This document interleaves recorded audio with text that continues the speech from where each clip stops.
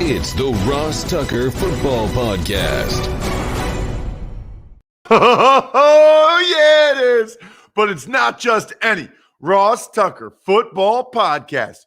It is a Power Rankings Tuesday presented by DraftKings.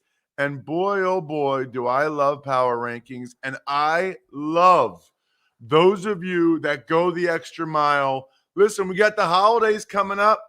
It'd be very cool to get a signed press pass or picture or football card from your boy. Why not, right? Be the spread the word winner at Ross Tucker NFL, at Ross Tucker Pod, or the sponsor confirmation email winner. So easy to do. We've got so many awesome sponsors. Babbel would be very cool to give yourself or somebody else. LinkedIn, for if you're looking for a job. Uncommon Goods, very cool. Raycon earbuds are a no-brainer gift. Lots of different ways you can be the sponsor confirmation email winner. And I love answering your questions. And then the YouTube shout out, youtube.com/Ross Tucker NFL. Even just a cameo style video for someone like that would be incredible. You can even give yourself the gift of being an official patron, an official Tuckhead. Patreon.com/RT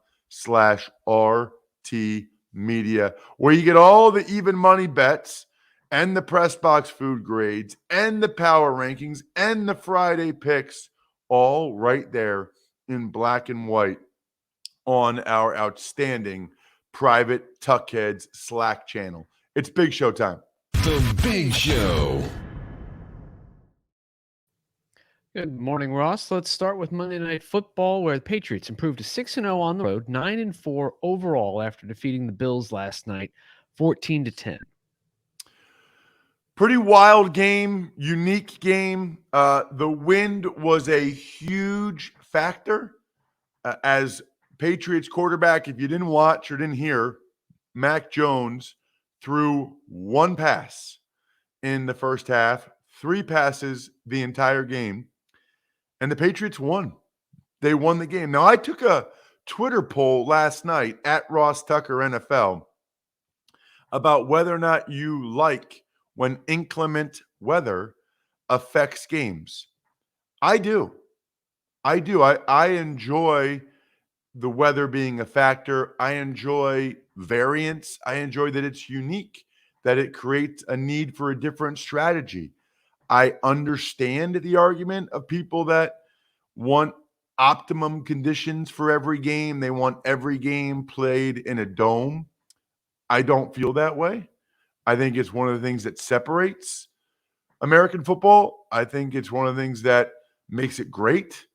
And I think it's one of the things that makes it even more interesting, which it definitely was last night.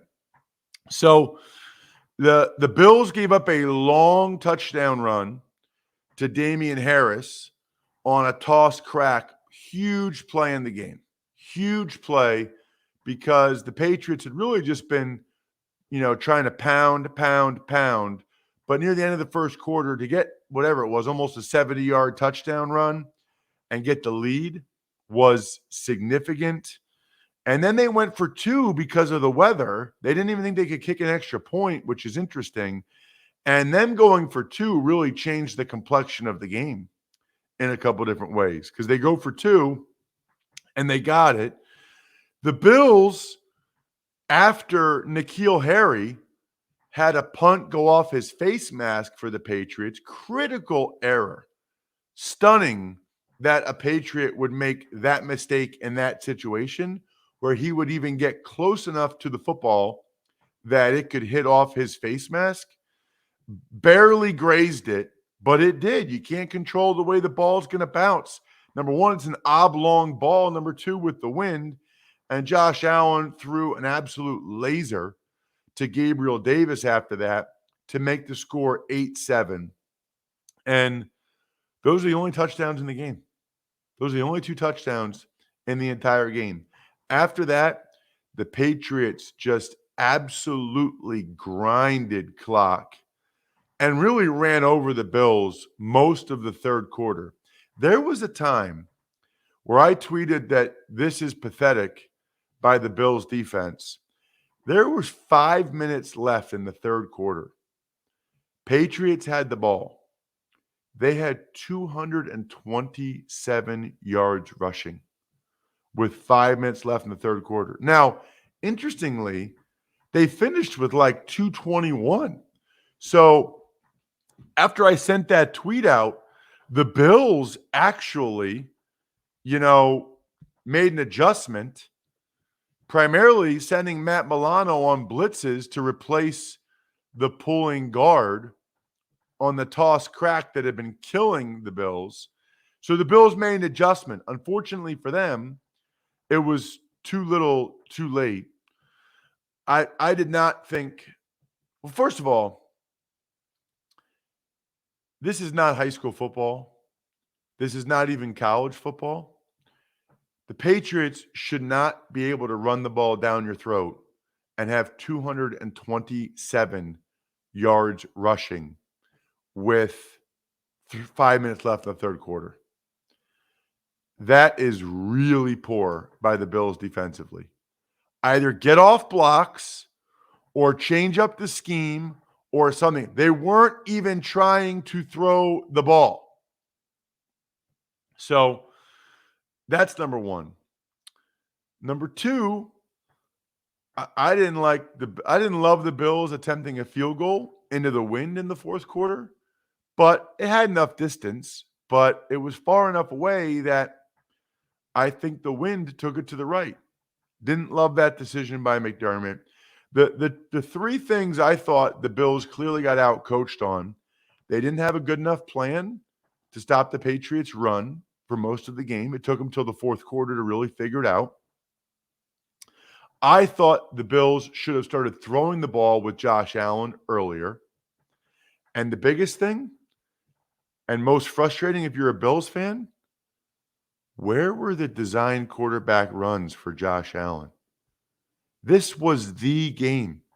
This was the most important game in the regular season for the Bills in a long time. And I don't know if I remember any designed quarterback runs. That was your competitive advantage. What are you doing? Very, very frustrating if you are a Bills fan or if you have a soft spot in your heart for the Buffalo Bills like I do. Very frustrating because it felt like the Patriots were tougher. It felt like the Patriots were more physical. And it certainly felt like the Patriots were better coached. Here's the deal about making smart decisions and being better coached. Raycon wireless earbuds. That's the gift everyone will use. Moms, dads, sisters. You know who doesn't need Raycon earbuds? Nobody. Everybody needs Raycon earbuds. You guys that watch on YouTube, you've seen me show you mine multiple times. I love it. Amazing audio quality. They're available in 5 stylish colors. I listen to them all the time when I'm working out now. It's amazing. I was never an earbud guy before Raycon. The holidays are coming up faster than you think. They'll be here any second. Now is the time to knock out that gift list and avoid the last-minute shipping scramble. Trust me, especially because right now, my listeners will get 15% off site-wide with code HOLIDAY at buyraycon.com/Tucker. Go to buyraycon.com/Tucker and use code HOLIDAY today to get 15% off your entire Raycon order. Buyraycon.com/Tucker. It's time for the all-important Power Rankings. The worst team in the history of the NFL is... Let's go with the Jacksonville Jaguars, number 32. Right. Kind of a toss-up this week between them and the Texans. They both got their doors blown off. The Lions have been competitive a lot. The Lions won a football game.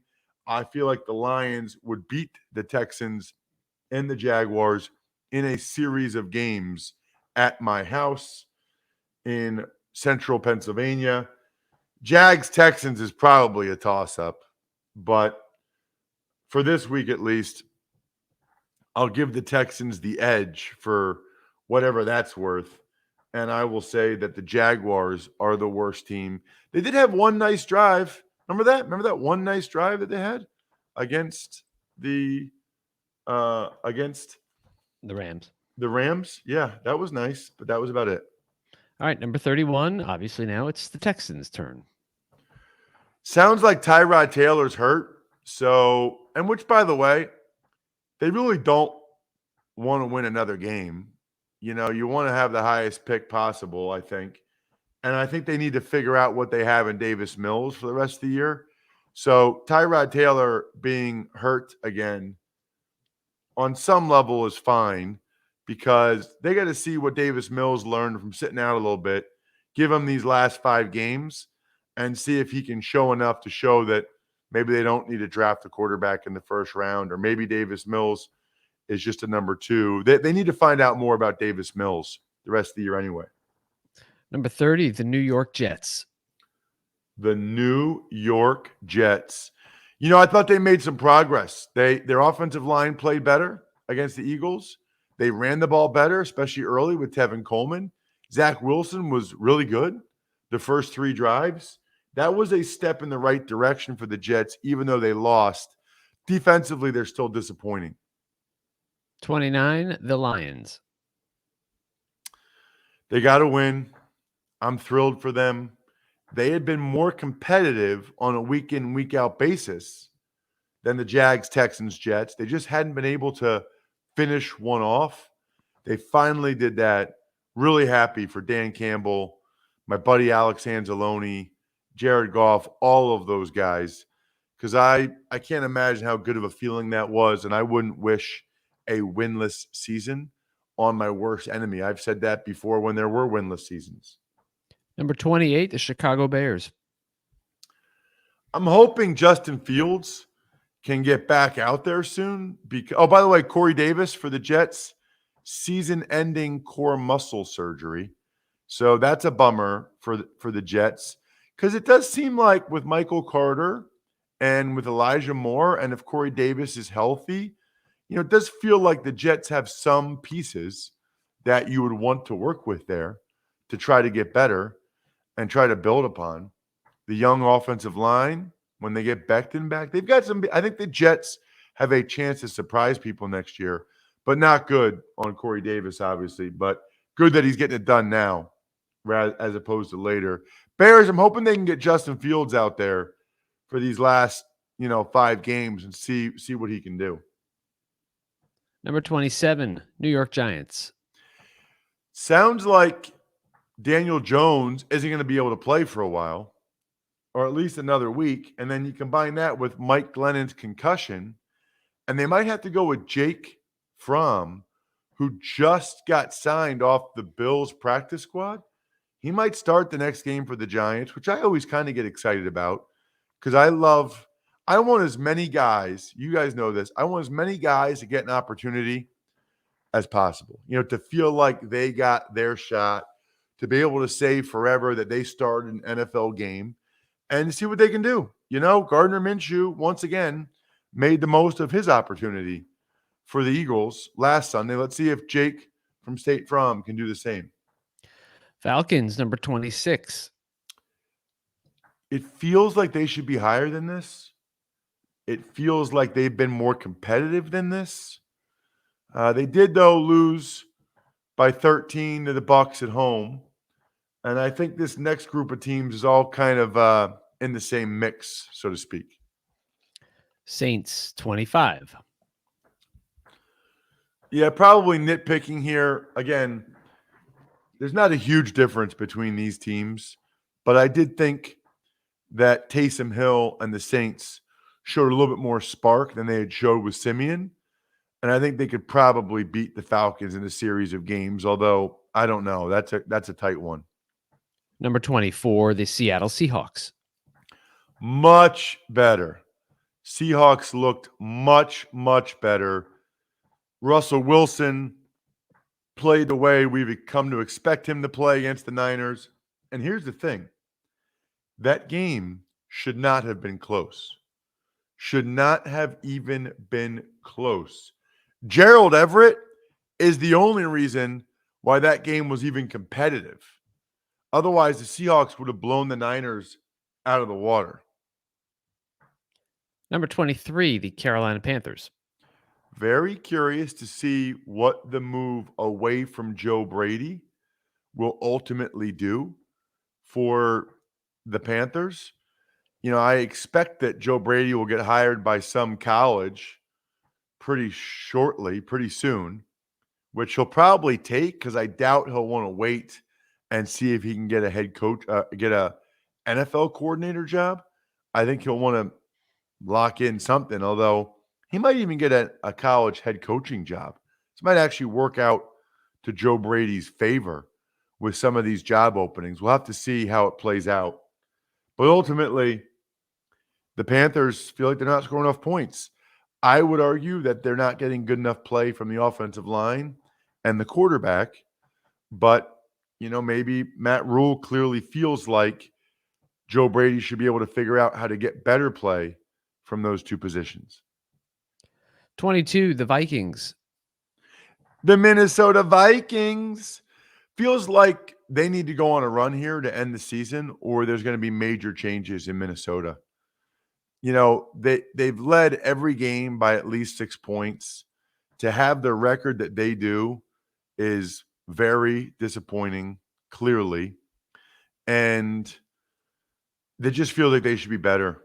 And it feels like at some point they're going to decide, you know what, we need to move on from Mike Zimmer. As much as we like the guy, as good as he's been, it's time. And at this point, I would understand that. And I like Mike Zimmer a lot. I think he's a good coach. I enjoyed my time with him in Dallas. He's a good man. But, they should not be they should not be a 5-7 football team. Number 21, Cleveland Browns. So the Browns had a bye. Not much to say other than they needed to heal and get better. Clearly, they're still in the mix at 6-6. That rhymes. And, they've got 5 games for glory. It's going to be exciting in the AFC. And hopefully maybe Baker Mayfield got a little bit healthier. The whole team needed to get a little bit healthier. Number 20, the Broncos. Kind of a step back, I'd say, after a real step forward against the Chargers the week before. Broncos take a step back. This is kind of who I feel like the Broncos are, though. Pretty good defense, average offense, 500 ball club.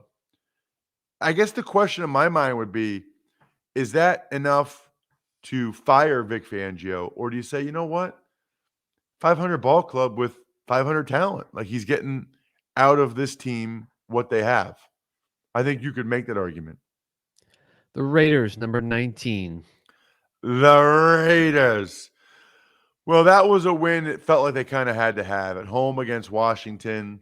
Once again, they just didn't score enough points. Their offense, their defense got it done.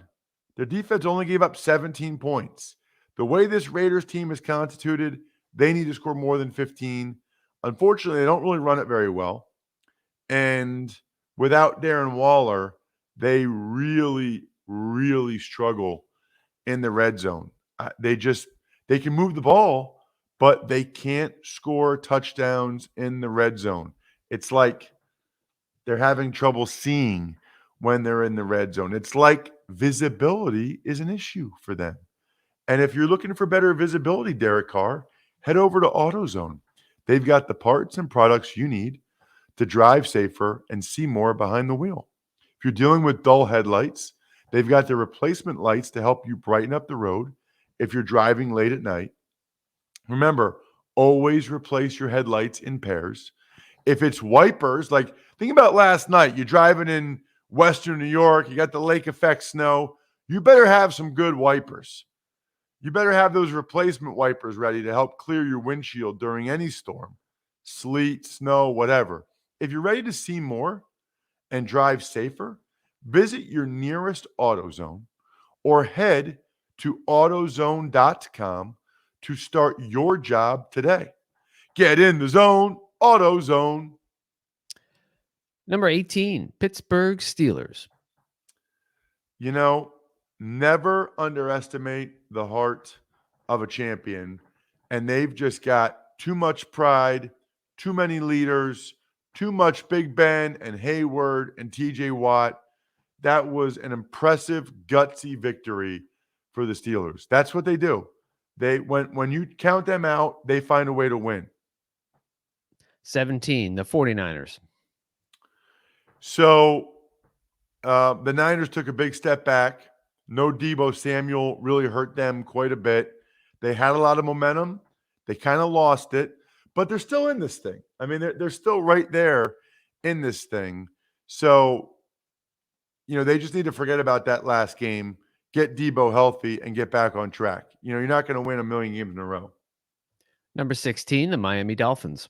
Unless you're the Miami Dolphins, Miami Dolphins, Miami Dolphins, all the way up to number 16. They have won 5 NFL games in a row. That is really hard to do. They deserve a lot of credit. That whole team, Tua, the coaching staff. The shame of it is that they just blew so many of those games earlier because they should be in the playoff mix right now if they hadn't lost, 7 in a row? They won 1, lost 7 in a row, then won 5 in a row. Washington football team, number 15. Further evidence this year that Ron Rivera is a good coach. That guy can coach. And you know who else? Del Rio. Del Rio, the D coordinator, did a nice job getting those guys back on track on the defensive side of the ball. It took them a little while to figure it out this year, but they're much better on defense now than they had been earlier in the season. Number 14, the Philadelphia Eagles. Eagles, Eagles. Eagles going into a bye. They got back on track. Their offensive line is just beastly, absolutely beastly. And of course, a lot of conversation in Philadelphia. I was already on the radio on WIP about Gardner Minshew and if he should start the next game. The answer is no. I think you go back to Hurts, provided he's healthy. But I do believe that it is fair to wonder whether or not, how long the leash is, so to speak, for Jalen Hurts if he struggles in the next game. Their next game is going to be a gigantic one against Washington, and it makes you think a little bit. Number 13, the Los Angeles Chargers. Big bounce back win for the San Diego Superchargers. San Diego Chargers. So that was huge for them. They needed that quality win on the road, even without Bosa, who went out with the concussion. Let's see if that spurs the Chargers on to playing the way I think we all think they're capable. Number 12, the Bengals. So the Bengals lost, but I still think in a series of games, they would beat the Chargers. They didn't have their center right tackle. Mixon had that fumbled exchange. They had the Jamar Chase tip up intercept. I mean, they had a lot of things go against them. And that happens sometimes in the NFL. That's why they play 17 games. That's why they have the playoffs. That's why it's not college football where you lose one game and you're done. Number 11, the Titans. Titans had a bye. Not much to say other than I guess the bye went somewhat well for them. They could have used the Bills to beat the Patriots, but for the most part, they had some positives happen during the bye with the Ravens losing. That helps the Titans. Number 10, the Rams. So the Rams got back on track. Exactly. I feel like I've said that with a lot of teams, Brian. How many times have I set the record for saying back on track in one podcast? We can change it up a little bit. Yeah, I need to get back on track and stop saying back on track. Anyway, the Rams, really impressive win.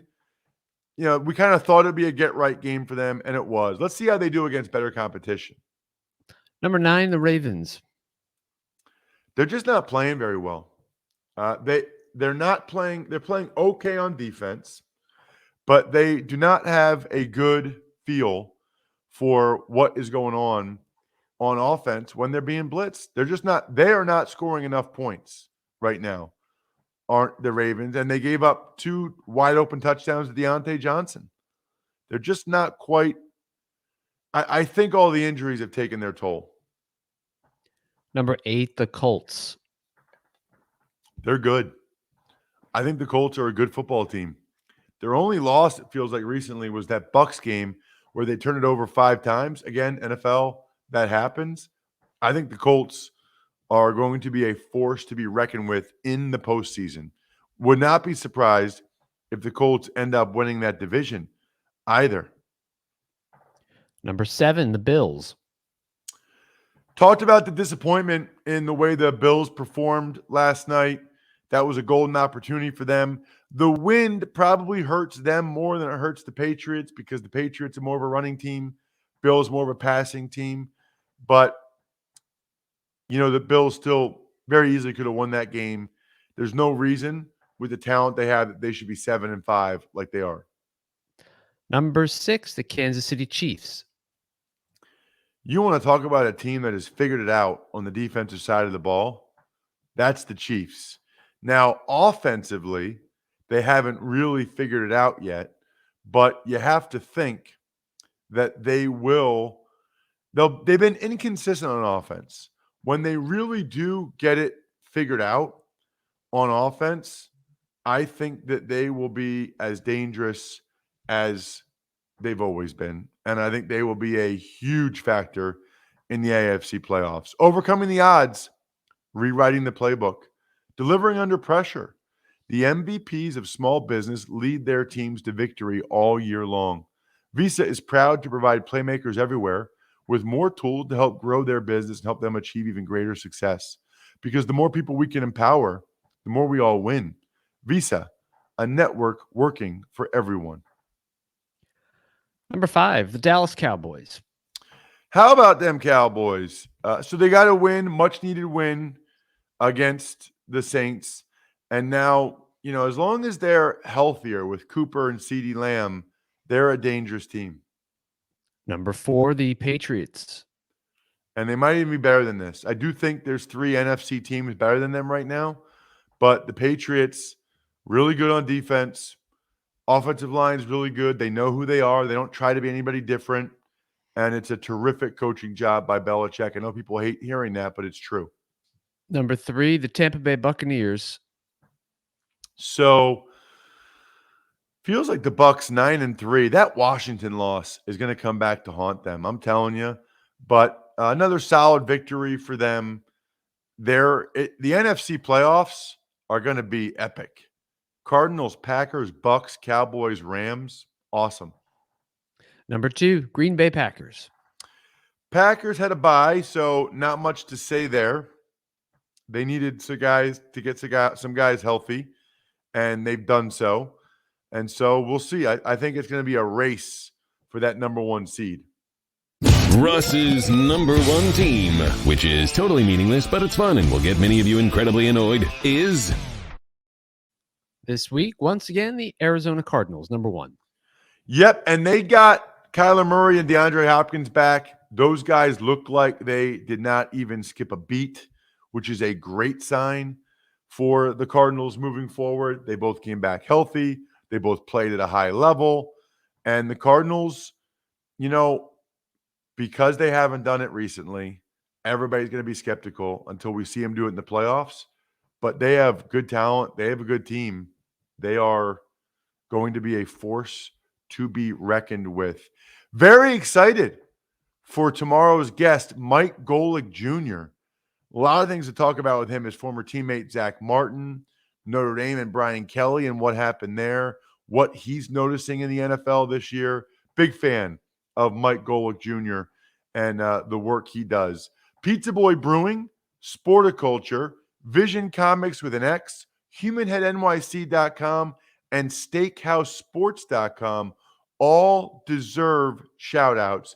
Love giving our patrons shout-outs, especially the I Think We're Done Here members, which is ironic because I think we're done here.